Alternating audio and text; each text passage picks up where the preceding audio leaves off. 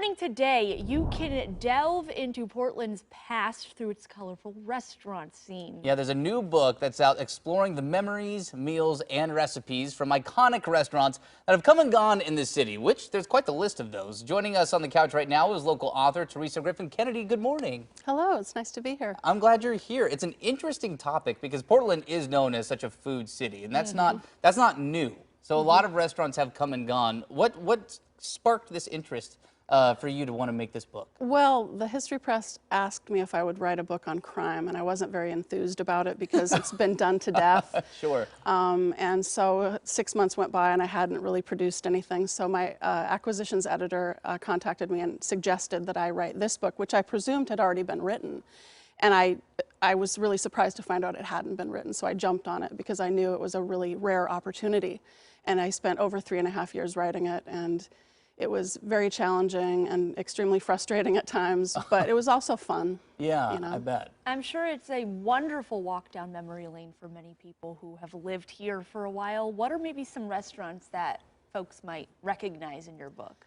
Most of them, because they're mostly the classic restaurants like Henry Teely's, Der Rhinelander, Club 21, Cafe Lena, several others. So I kind of had to focus on the restaurants that were the most well-known, that had the most available information, because that was the biggest challenge, was finding source materials. Yeah. People wanted me to write about the spec, and there's literally nothing on the spec, and Really? several other restaurants, yeah.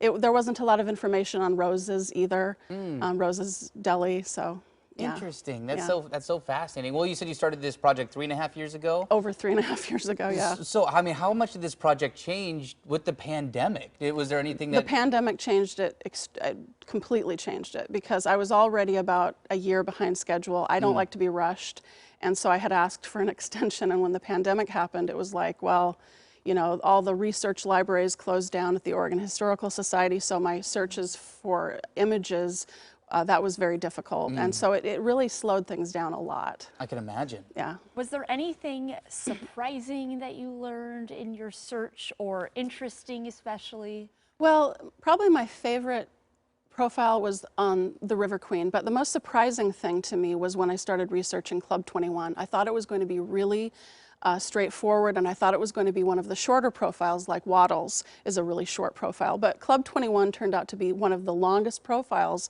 because the history of that building is so complex. So what I thought was going to be a really short profile ended up being one of the longest in the book, and it's a wonderful profile. Oh, that's so Club interesting. 21. That's so interesting. Yeah. So if somebody picks up the book, and I would imagine, you know, anybody who picks it up already probably has some idea of some of these restaurants. You know, it's probably really nostalgic for them, like you said, Emma, to go down memory lane. Yes. What are you hoping somebody takes away from this book? Well, that it was really a project that I really embraced the Portland community, and I got a lot of help from Dead Memories Portland on Facebook.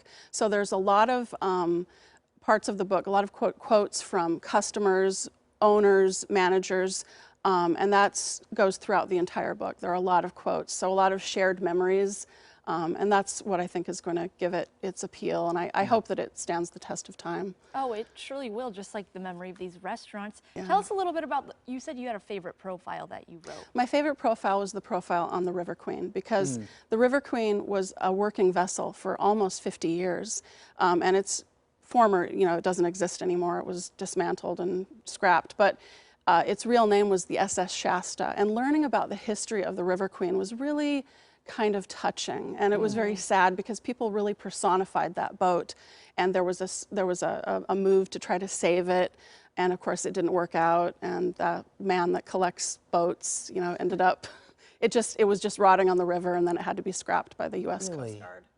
Yeah, it was pretty sad. That is sad, but it's equally fascinating. You know, I mean, that's a story that, you know, I didn't know. Well, so that's I think history. exactly, that's history. It's sad and it's happy and it's everything. Yeah. in between. Well, great work. You know, it was a lot of work to compile all these stories. I know it took you a long time. Pandemic threw you a curveball, but excited to give it a read, and congratulations on getting it published and out there. Thank you so much. Absolutely. Glad you were here. Again, author Theresa Griffin Kennedy with her new book, The Lost Restaurants of Portland, Oregon. Really cool. Out today. You can find it online or in stores. Buy it wherever you get your favorite books.